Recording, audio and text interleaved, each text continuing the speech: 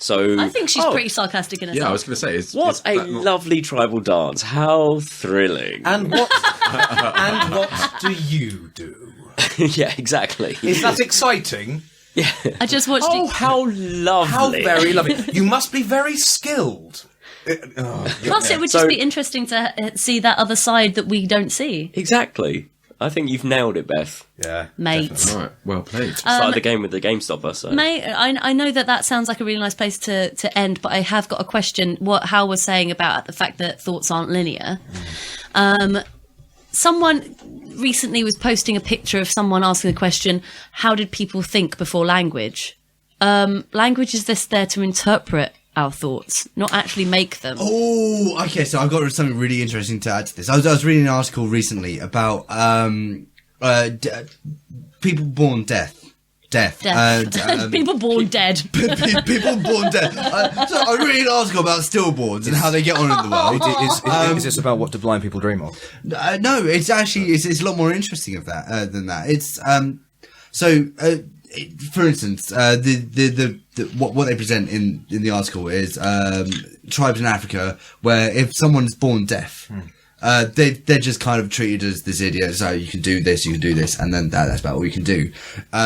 But at some point they'll be kind of guided towards this school in town somewhere where they'll learn sign language, and slowly, like these guys will learn sign language, and then once they've got language, they'll be questioned in sign language. It's like, what do you remember before coming to school? And they don't really have many memories because they didn't have any language to assign. So they haven't been able to make a mental note of it in a kind of understandable, cohesive way, but they still had them. So it's just a fucking mess. There's nothing to pick out. It's textural. They have a textural. I swear thought that was really interesting. It is really interesting, and that kind of proves my point wrong a little bit, because I assume that, when we dream, I assume that we're basic. If we wake up and go, oh, I had the weirdest dream, and you have to then try and explain how you felt and understood your dream. It's not like you dreamt in words. You might dream like people speak talk and they say things that they're dreaming about and stuff like that. I understand that, but a lot of your dream is completely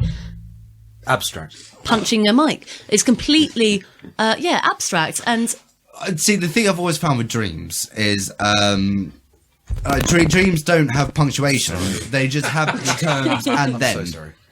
It's just this happened, and then and this happened, and then and this happened. Which is harder to remember, which kind of goes back to what you were saying about like not being able to. But I thought it was really interesting, like the fact that people who didn't have a language had no memory before they had language. Yeah.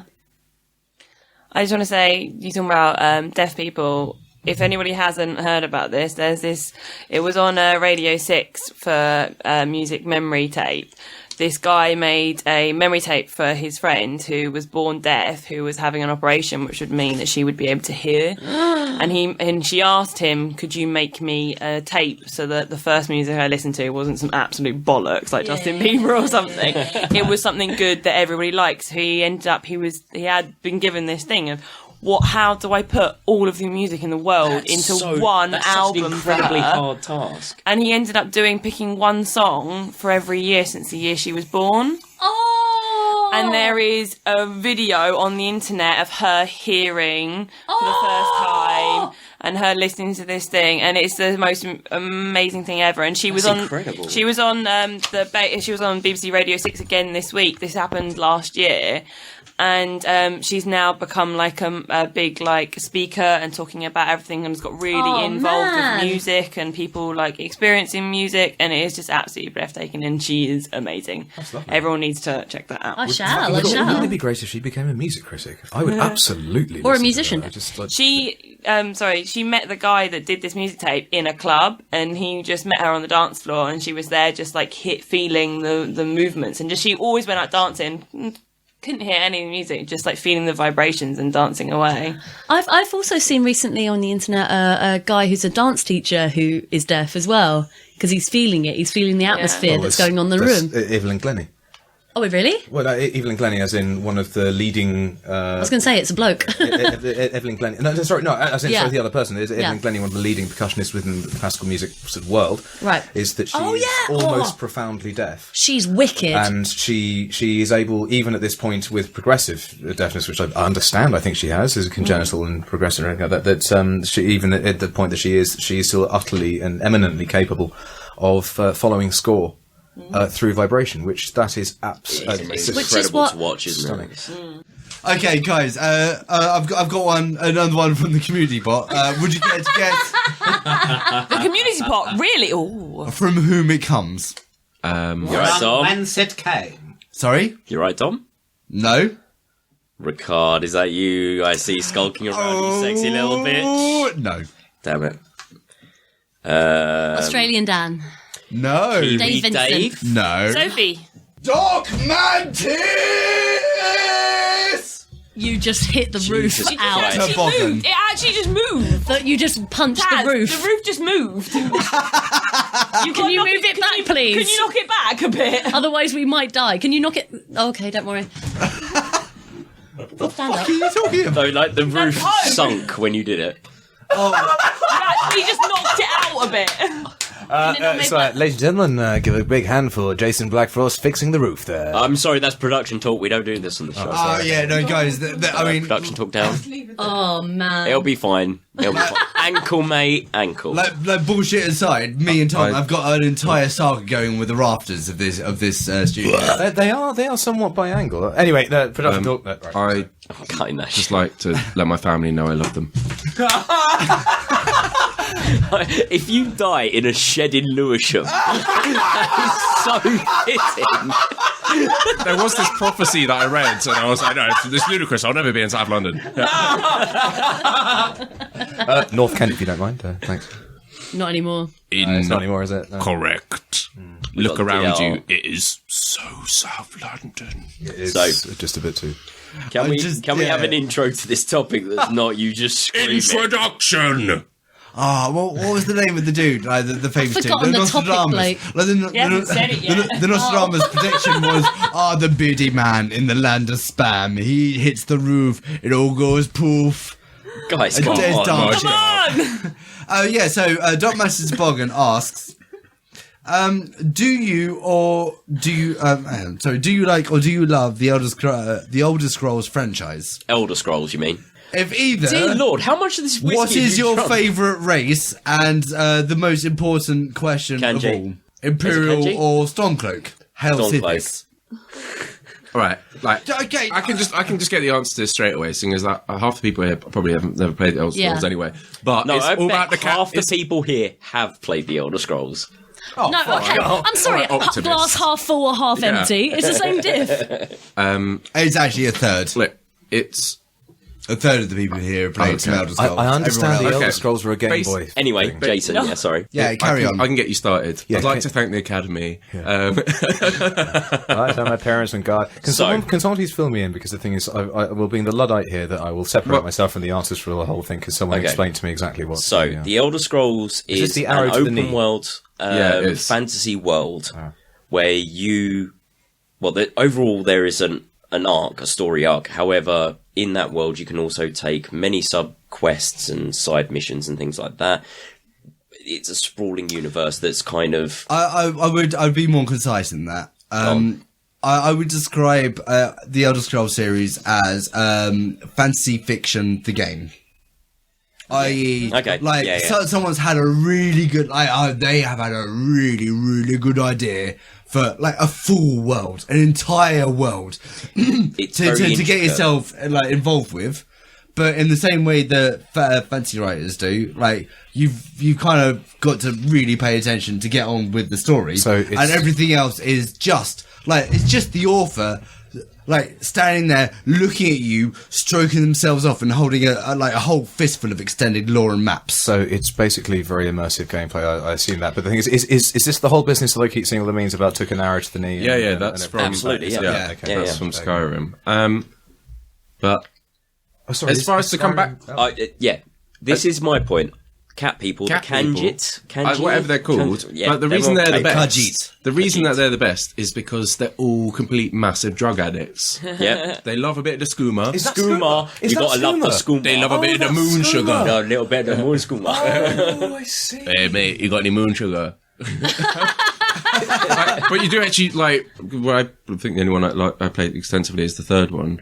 But Morrowind. you would just Motherfucker. No, right there. No. Morrowind's the second one. No, Morrowind's It's the third one. Guys, Morrowind's the Morrowind's third. Do you mind if I ask a hideously Luddite question again? Sorry. Oh, It's of just course. that, you know that I knew back in the day, whatever, all the Final Fantasy and stuff like that, and when I thought I was going to get into sort of gameplay and everything like that with the PlayStation stuff, I bought Final Fantasy, I think, 7 and 8. And what I'm trying to know at the moment now, within the world of modern gameplay and, like, you know, applications, that surely the whole thing would be if you buy a product that is, let's say, a game that's ongoing, why is it you have to buy successive editions and not just update like No, with a software update these or aren't something? ongoing. These aren't MMOs like massively multiplayer online games like Warcraft, where there is no end. These PlayStation isn't definitely have an connected to the end. internet. Sorry, Danny, However- I don't mean... I'm using it as anything I know. All these games do have an end. Final Fantasy, they said, the Elder Scrolls series, they all have an end. However, you can keep playing them beyond that because there's so much else to explore. Yeah. You can It's an just go open make a world shop that's or something. extremely But expansive. I'm just trying to understand that you have to keep buying like 7 and 8 and 9, or sorry, as you say, the third In the game Morrowind, is that I'm sorry, in the Elder Scrolls series, for instance, it's different isles, different continents also. Yeah, it's just a completely different game, but in the same universe. That's all it is. Yeah. so it's like a series of it's like a Different like story. if you were to like Robert Jordan has a series of books that does the Wheel of Time is like Yeah, that. exactly. It's like It's not like that at all. Like, sorry. No, it's the not Wheel of that Time linear, but series is like it's a single series amazing. that is completely impenetrable. Sorry, I just don't, because I'm not attracted to it. I don't necessarily. No, know that, completely understand. no, No, for outside of this must sound really strange. Okay. To us, it's second nature. Because I oh my god, here comes massive nerdgasm. Because you mentioned Final Fantasy, I've got to explain. There's a massive difference between like Final Fantasy and Elder Scrolls. Elder Scrolls, They're both role-playing games. Elder Scrolls happens in the same world.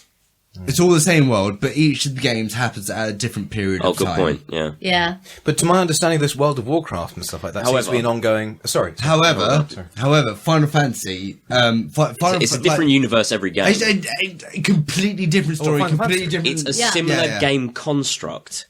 It's a platform However, game, but It's a completely different universe Oh, every God, time, I'm different sorry. story every I time. see, right. Whereas Elder Scrolls is the same universe, but a And different you do place, the same a shit different thing story. in a different time, different And zeitgeist. Yeah. And the difference between that and say like a massive multiplayer online game like World of Warcraft is that's subscription based, so they constantly release content for it. Whereas with like say the Elder Scrolls, they release a game, and it might be like an expansion, but then that's it. But is So then they'll release another one that's completely with different, different motherfuckers shifting engine, aisles. different graphics. But also, would that not surely be... Sorry, because I know I'm lifting a little please, something I don't please, understand. this is quite- this is more interesting than the topic. The whole business... Sorry, Dark Mantis. The whole business of like... Beth and I live with someone who was playing World of Warcraft quite extensively, of which there are many.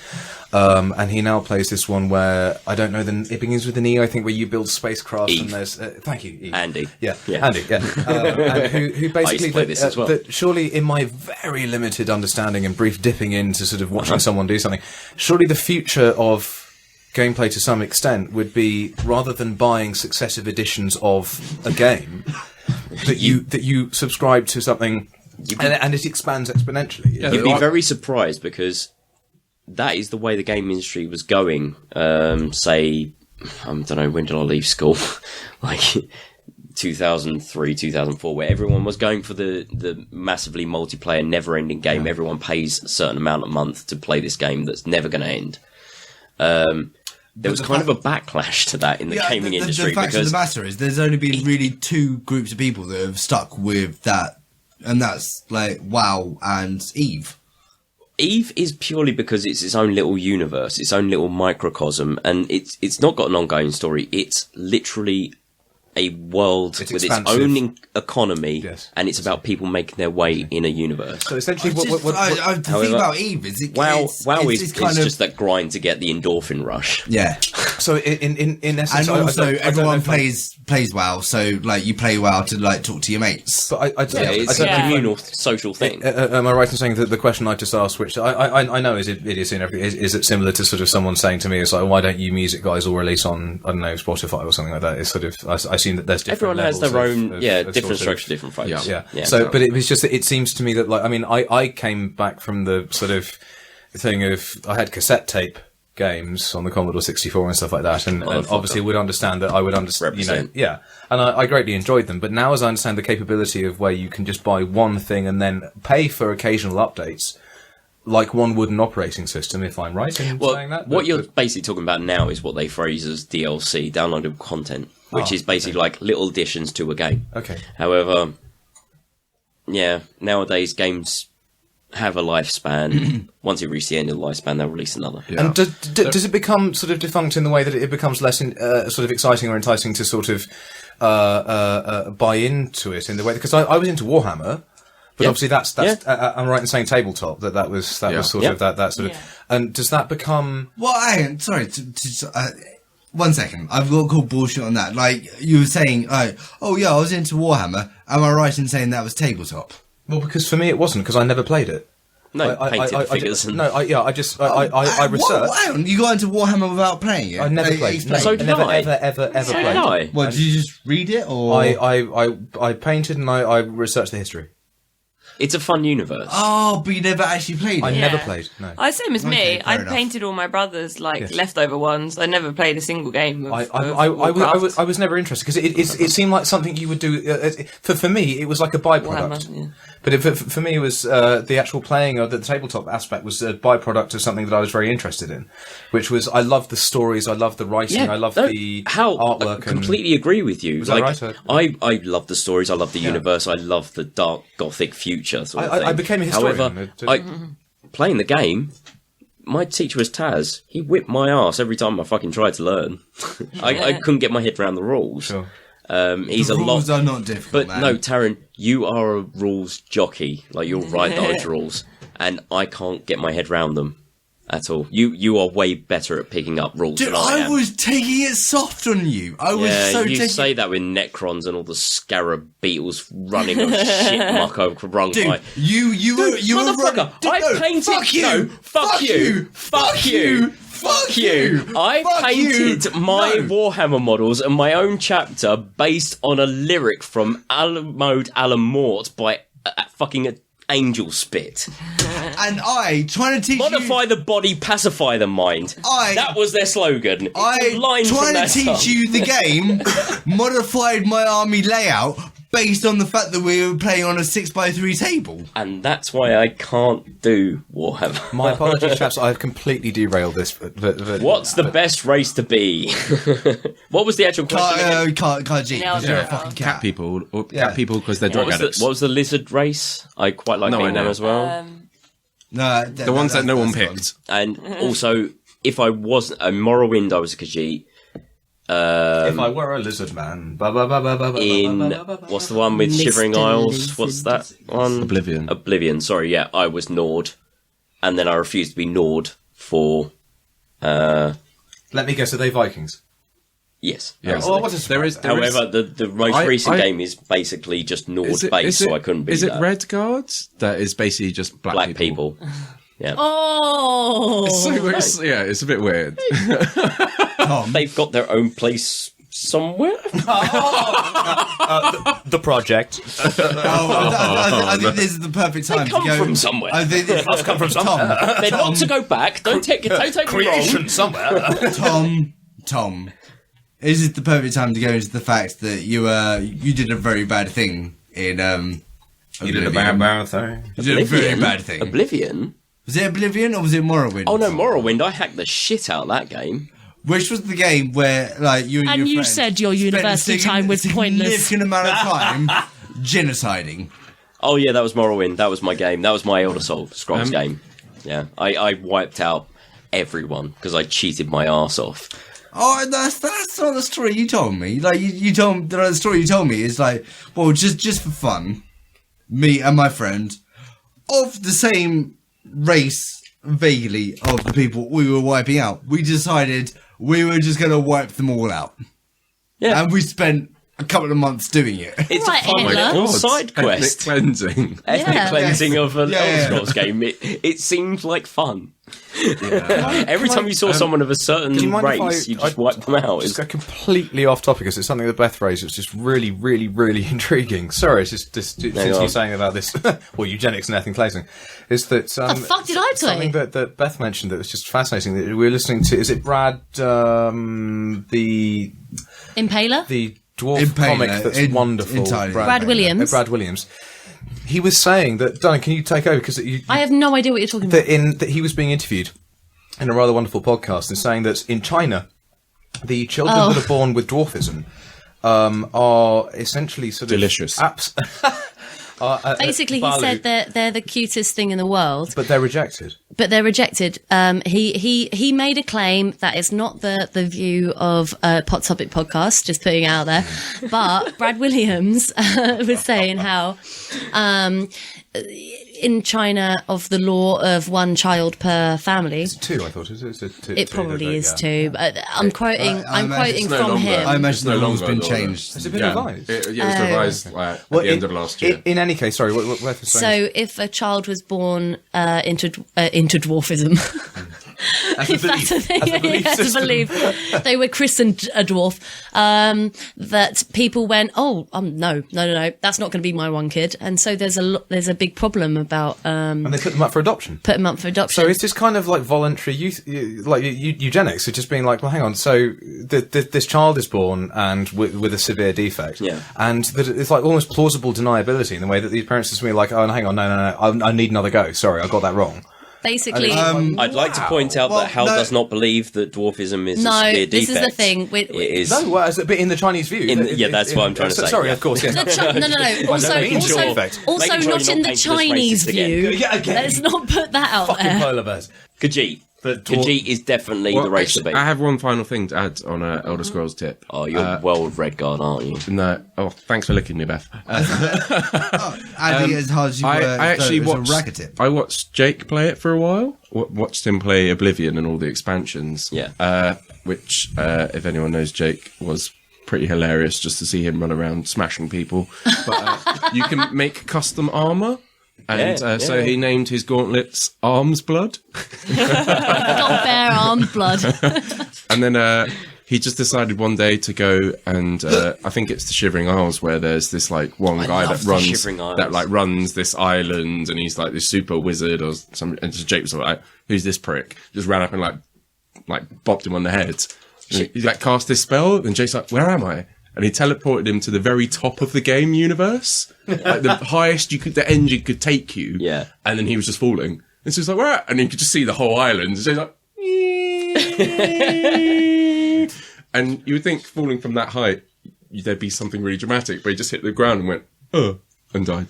I really love Shivering Isles. That was an expansion in a world that kind of made logical sense, and the expansion is insanity. Actual depiction of it, what it is to go insane. The thing I found quite fun. about Elder Scrolls is there was actually barely any impetus to just kind of get on with the story. Oh, definitely, yeah. You don't Absolutely. need to. You can the main, go away the for main anywhere. story was, apart from Morrowind, the main story was not as interesting as the Dark Brotherhood stuff, which is the Assassins kind of guild thing. I've got a feeling I've spoken about it before, but like when I played Oblivion, I did like the early missions, and then I was released into a town. So are you So supposed to contribute? I caused havoc and killed everyone, and then I went out hunting deer, and then I spent the rest of the 35 hours I spent playing that game, basically doing nothing. So are you supposed to contribute to this sort of narrative, this sort of like, There is like a Definitely. main story, and you're supposed to be like one of the central characters, Yeah, but definitely. that's like a tiny part of the actual like game universe. So So you can just fuck by around the way, doing other things. does it conclude? Yeah. The main story concludes. Oh, yeah. However, you can still fuck around and do Absolutely, whatever mate. the fuck you want. Absolutely. Sub-quests. I mean, excuse me, the most patronising comment of the evening. No, go for it. It sounds very interesting. It was terribly interesting. It sounds very, and I'm sure the kids will love it. It's thoroughly interesting, and let's move on to the next topic. All right. What you got for us, Jason? Let's have a look. Oh, hello. This is a bit longer. Oh, this is from Captain Sickbeard. You're right, Tom. Does anyone remember a kids' game show? I think it was The Incredible Game, Where kids travelled in a lift to different floor for different challenges. No. Holy I shit! don't. No, that does ring a bell. Right. I don't Do we remember need to this. come off airplane mode? to pick it up? Baby, that's not a spooky thing. I do remember that. Not spooky, just memory. May I? Yeah, no, fair enough. I don't blame you at all. Yeah, go for it, Hal. May I possibly interject with this? Is that you're saying about different lists is completely sort of off from what that show may have been. Is that I used to work at a university, a Catholic university. It's called the University of Notre Dame. And No. Notre Dame. Notre Dame. Yeah, but we used to call it Notre Dame. Is that basically when they had Thanksgiving, when the American kids were in England and they had Thanksgiving, which obviously is not really celebrated at all in England, what they would do is that the halls of residence that they had, of which there were two, it was a major event. And so it was their chance to invite various members of faculty to the different flats that they would have, and they would share 3 to a flat. And after a while, We had a lovely time, didn't we? It was yeah, and we went. We've done this, and it was my first lovely. my first and last Thanksgiving. And Oh, it was awesome. absolutely lovely. It's really good. However, in this halls of residence, that's quite a regular thing. Is that sometimes not all flats were sort of accounted for into the numbers that they're supposed to have and the faculty and relation. So a bunch of kids one year decided to hold their Thanksgiving in a lift. So Yes, you told me about this. Yeah, and they set up a proper dinner table in the lift and just pressed buttons randomly as to go up and down into the halls of residence and stuff like that to basically make sure that they covered the entire building. And they would just suddenly, apparently, according to other people, they'd be kind of in the hallway, and most people kept their doors open because it was this sort of open people principle. would walk in between. Apparently, suddenly the doors would open, and someone like. And it's these kids, 4 kids, rammed into a tiny, tiny lift, eating Thanksgiving things. It was so good. Trying to poach a member of faculty from an open flat. That there is genius. It was and fun. I think that fair enough that you know, the Americans can occasionally come up with something good. Oh, hang on, I've done it again. I've gone anti-American-ophile, haven't I? No, that's post. folk. What, do you mean Folk. correct? Yes. Whoa. Hal, it's fine. Like, on this podcast, we've never, ever gone anti-American. Oh, have we? Ever. no, it's true. Left-wing murder. Land of hope. Fun So, editing Dom, this bullshit. we did take a little quick pause and watch it, and my God, that brought back a load of memories. For just me, Tom. Just for me. Everyone else I got remember angry. this. I remember the dude with the big helmet with loads of bits of metal all I over bet he it, did. and then they played like some weird game of chess. Sorry, and I'm so don't sorry. do I'm so that. sorry. I'd just bring up this. Has anyone seen the recent controversy of Richard O'Brien, who you may remember? Most people remember. If they don't remember them, Most people remember Richard O'Brien for being the creator of the Rocky Horror Picture Show and other things. I was brought onto him and, you know, to Robin the Show and everything like that as being Gulnar the Wizard. He has been brought into the news fairly recently on, unfortunately, the cusp of a new production of the Rocky Horror Picture Show coming into the fore that's going to hit the West End and maybe even be filmed. Is that he has been known in the early days of when transphobia was really it's been a thing for absolutely ages. Mm-hmm. He has been, shall we say, like gender fluid, as the term now is. He has, along with people like Jermaine Greer, said that I don't believe that one can, in his own words, have your dick chopped off and then be perceived to be female. Despite the fact that he has been living for most of his adult life as between the two, as in between the two genders. Yeah. So, bearing in mind, he's also the man who created, from his own mind, obviously, the character of Frankenfurter.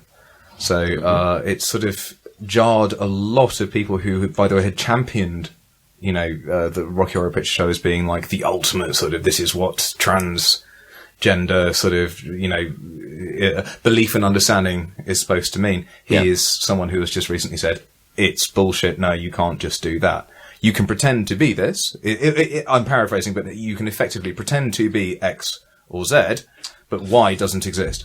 It's just intriguing that there's someone who, by the way, in Richard O'Brien's situation, he was brought up in partly Sussex, sort of thing, like West and East Sussex. I can't remember which one it was, and then moved over to Auckland in New Zealand. And he developed his adult life in Auckland, as I believe I'm right in saying. And within that time, he went through utter hell, because in Auckland, it was sort of like super conservative life, and the Auckland sort of, as it were, council were about to set up a statue to Richard O'Brien in the form of actually weirdly Frankenfurter, if I remember, I could be corrected on this. And it's been vetoed by local culture, saying, like, no, we're not ready for this, we're not this progressive, as it were. So this is someone who's been fighting, effectively speaking, for LGBT rights, who has just recently done, in some people's respects, an own goal in saying... Yeah, I completely understand what you're No, saying. but by that same token, I understand why he's done it, because Richard O'Brien's done his own thing in a sort of society which says no, and he's like, fucking yes, and he's kind of carved out what he does regardless of what society says. Okay, so getting back to the original topic, original topic. We've not actually said at any point during the recording that, the Incredible Game is Nightmare plus Crystal Maze. So I'm just going to bring that into... My bad. No, it's fine.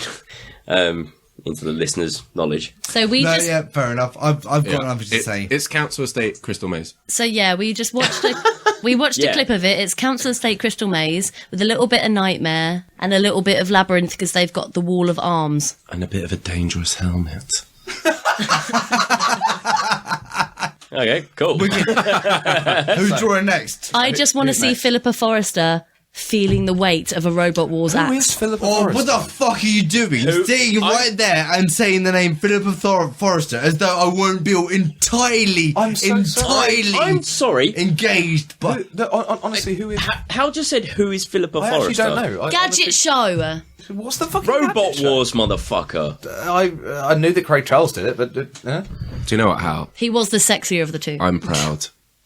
Because I have no idea either. Thank you. I'm woman not we the just only one. watched. Thank you. I'm so sorry. I don't know. Philippa Forrester is formative to me. Oh, seriously? Oh, I mean, Right. okay. Did you pick out... Philippa New topic, Forrester come on, is come on. basically the messenger of nihilists. Tom, are we talking Gillian Anderson formative? Or Yes. Are we talking... Really? Yes. Well, then Yeah, why yeah. don't I... Oh, that's We are, aren't we? Well, because we're younger. That's very is true. why. Well, no, I'm not. I'm the oldest one in the room, damn it. No, myself and Tom are younger. mentally. I see. All right, okay. Cheeky. shall I just... Yeah, take another one, hon. Okay, I'm pulling out a topic. Dead air. CSB, Captain Sickbeard. You're right, Tom. Wait. Moments in your life you look back and go, fuck, that should have killed me.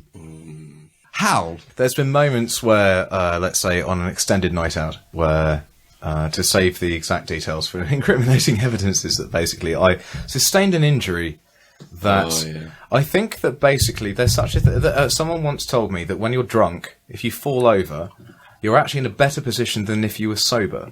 Yeah. So that in other words, when you're very you just crumble. Yeah, you just kind of crumble and sort of You're thing. loose. Yeah. And Loosey-goosey. Yeah, Loosey-goosey. and I sustained a head injury that I'm quite sure if I had been in full command of my faculties, You would have noticed. you're damn right. But the thing is, I took a sort of moment of leaping brilliance in sort of leaping down a flight of concrete stairs. And in a moment of leaping brilliance, I took a sort of flight of fancy down a flight of fancy down a flight of stairs, down a flight of stairs, and leapt upwards and landed as actually it's almost slightly impressive that I could in the arc of flight I went up and then managed to land downwards eyebrow first into a concrete stair, and I landed on my left eyebrow. And I, as one would imagine, in sustaining a quite substantial head injury, bled very, very, very badly. Unfortunately, what had happened at that time, without wanting to incriminate too many people, it was in the halls of residence of a university, which one should not really, not only not be in an untoward state, you should certainly not be bleeding profusely. And That's against the rules. Yes, it's against the rules. So you just can't How have dare that. you? It's just, how dare you even do that?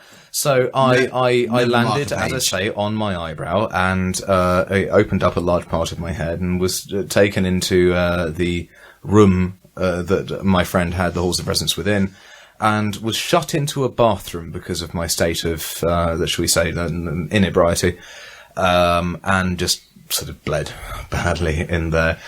In the morning, when I sort of came into my full senses, just had this sort of odd dream where I'd flitted between being perfectly fine and bleeding horrifically from my face, and then all I needed to do is, in waking up, I'm sure most of us and many people who will be listening have had a moment of waking up on the cold hard floor of a bathroom, which is unsettling to say the least. When you wake up going, I thought I was warm, but that was a dream. Oh my God, I'm horrifically cold. Yeah. So you wake up and sort of like, and you can, one of the first things that you can claw yourself up from is the bathroom sort of sill of the sink. Pulled myself up into that, and the first thing, of course, you meet when pulling yourself up in general to the sill of a sink is the mirror. Of course. In which I took a look at myself and went, the dream that you've had, which is on two sides, which is that one, you're fine, and the other that you're in terrible injury. Actually, the one that was worst was the reality, and you've been escaping that for a while. I was covered in blood, and bleeding profusely, and still bleeding, funnily enough.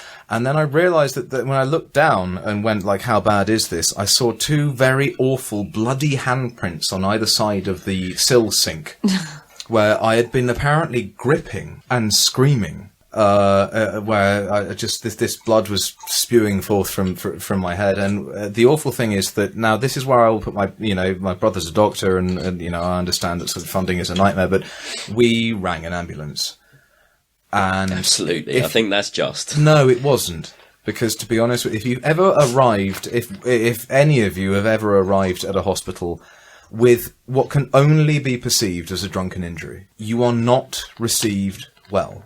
No, especially given, I understand that. Especially However, You treatment should is be there. needed, nevertheless. it's sincere, it's a sincere injury, but nevertheless, if you've arrived and it's, let's say, you've arrived on the early hours of a Sunday morning, it's evident that you've had a night before. Absolutely, yeah. So when you arrive there, and in the so that happened, and then arriving at the My stomach's turning. I don't know about anyone else. Yeah. So I bet you felt so fabulous until your head hit the ground. Though. You're like, yeah, no, I'm great. So in arriving at the Whittington Hospital in Archway. Which, as my wife has rightly said many times, has its own. Is it McDonald's Avenue or McDonald's? No, McDonald's Lane is where Lane, McDonald's is. Which is actually on the hospital. I think it's the hotspot of Archway. So in arriving there in A&E, they take. I have a good among. My brother's a doctor, and then my other friends are nurses and everything like that who work in A&E.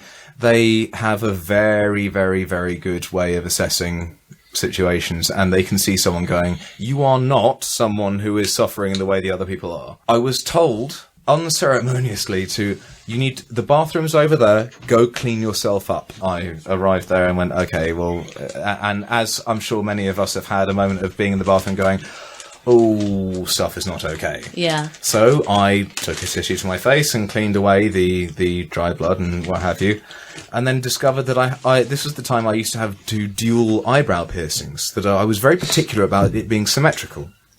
Right. And in the mooring sort of mess of my eyebrow, I realised if I pushed the bottom side of the eyebrow piercing that way, it could pop out that way and still maybe be savable in my own mind. Of being like, oh, well, I could maybe have this eyebrow piercing still there.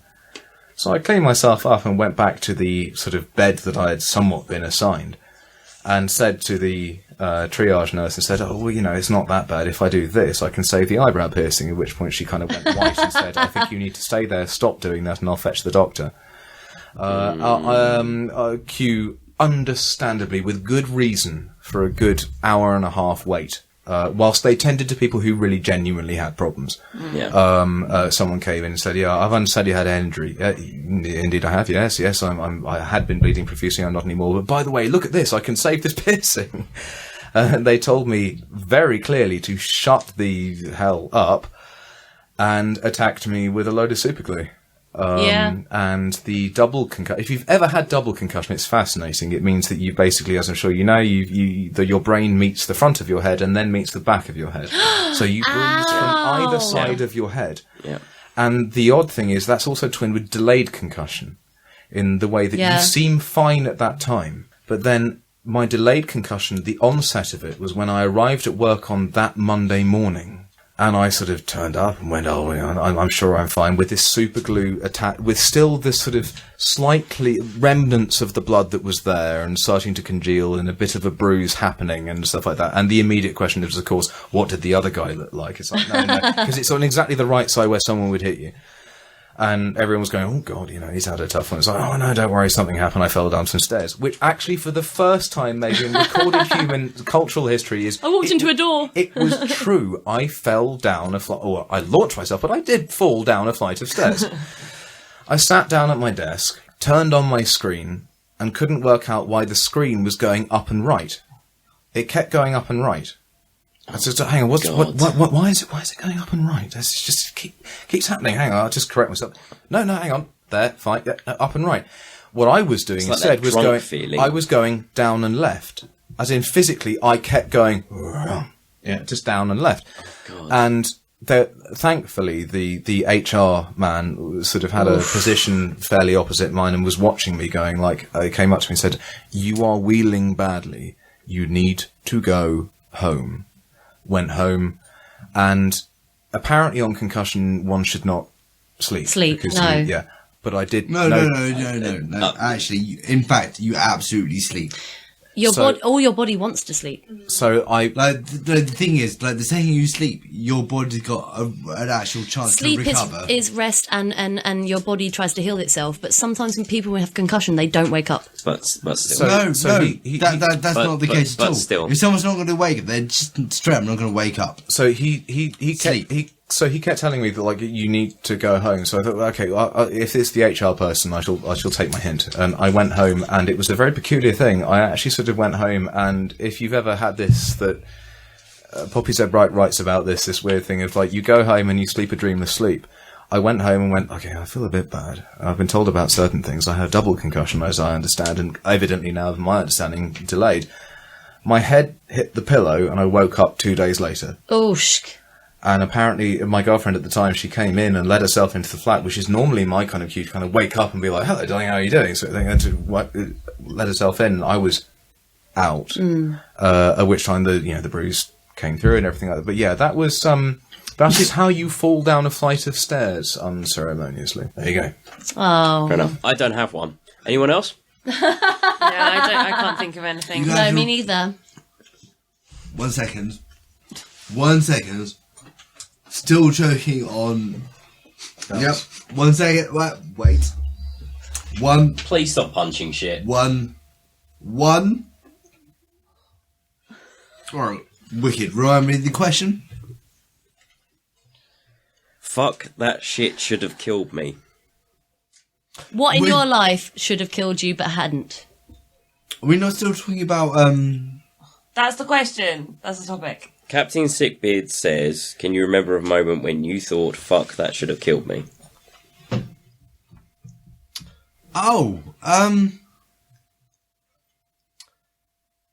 Yes. And that's Pot Topic Podcast. So, community special. Dude, I have an idea for the theme tune. Do you now? Sorry about Dovahkiin going out with that particular story about me bashing my eyebrows out. Sorry, it's genuinely actually was. To these days, it's funny for me. It was, but hey, there you go. Sorry. No, that's cool. That answered the fucking topic, so that's good. Yeah. Thanks, sorry, Taron. Yes. What have you got in mind? Okay, so I'm going to turn to Hal or Jason. Miss Goffsky. Dude, I have the same problem.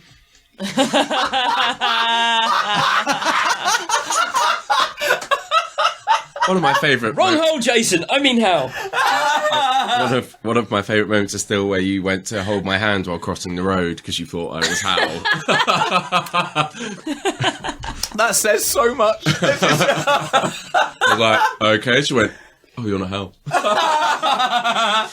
Inside, you just went, oh. Not quite as not quite as bad as me with the teat vodka going. This would be a bad time to get run over. Oh yeah. Yeah. How we went to the shop when we were hanging out at Jason's house. We went to the shop that was across the road, which was amazing. Ida, boo, big up. And we went to buy some vodka, and Hal went, wouldn't it be really sad? Like, I'm just going out to get about some the worst vodka. way to like the most bleak death like you could have right at that moment, and it was crying into your vodka while crossing the street. So Hal Hal acted started acting out way and then too almost got hit by a car. No, I got bumped by a crossing car, and it was sort of like, okay, whoa, stop acting so well. This is the time at which I had to revise my acting career because shit has just got so real. There's method acting, and then there's Hal on vodka. No, I like Shakespeare more. So, What was your outro music, my babe? Miss Gorski. What the Mussorgsky. fuck are Are you those saying words? Mussorgsky? Miskovsky. Night on Board Mountain. Really? Except you replace everything with the words Tory. Seriously, when we watched porn with this playing, it was absolutely amazing. It was so good. Tory. Share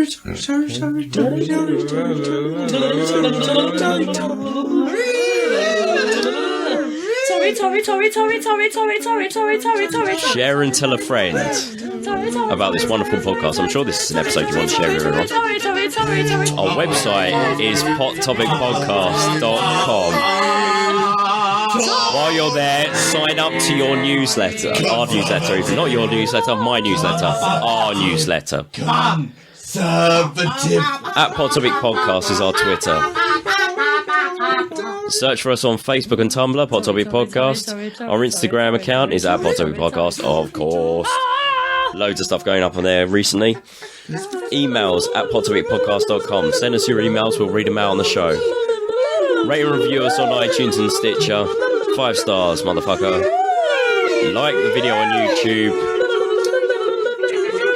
Community special. Community special. Tory.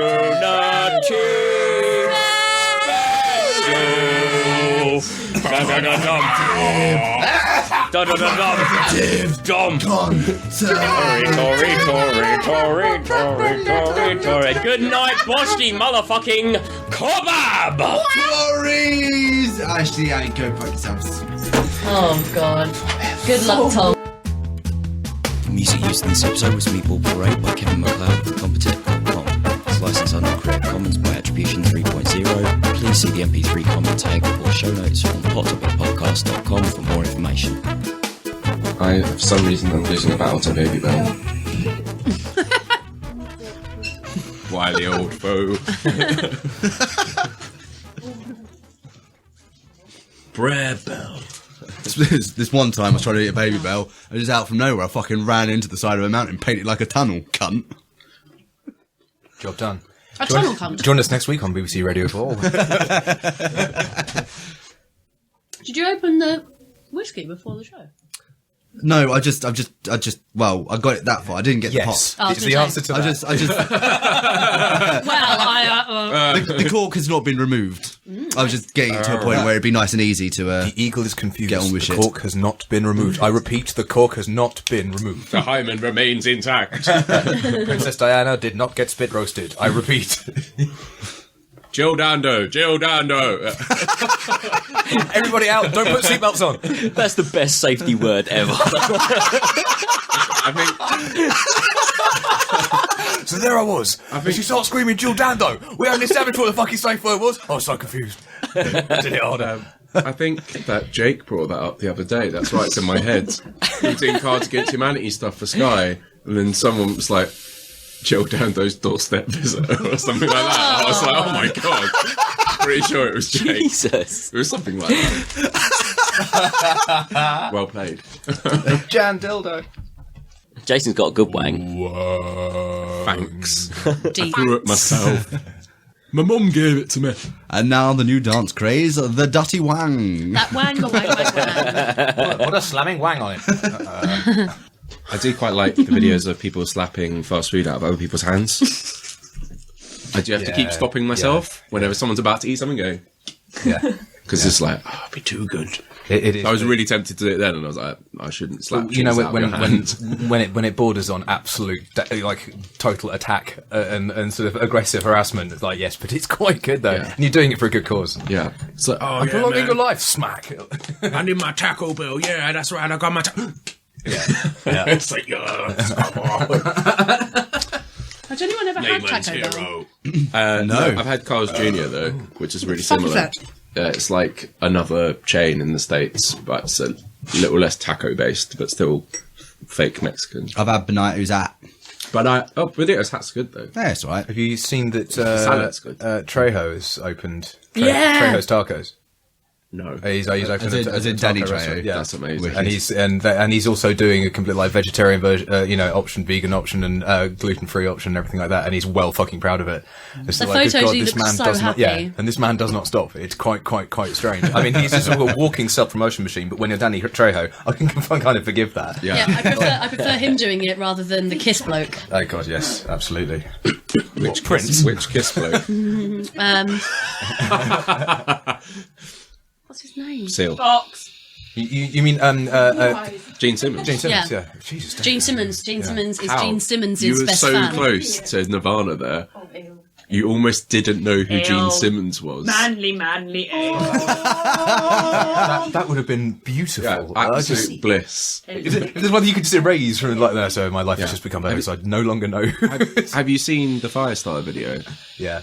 Okay, cool. Because I remember bringing it up a few years ago and people making a scene going, that doesn't exist. Yeah. I'm like, it can't possibly You have exist. I'm confused like, face. unfortunately it does. I'm afraid it does. Yeah, it's awful. Confused So if face. anyone hasn't seen it, you definitely need to watch the Gene Simmons What's going Firestarter. on? I have not seen it. Well, all right, we'll watch it later. Yeah. Watch it later. But in the meantime, we have a show to do. Right, let's do this. Ladies and gentlemen, How are we doing, Tom?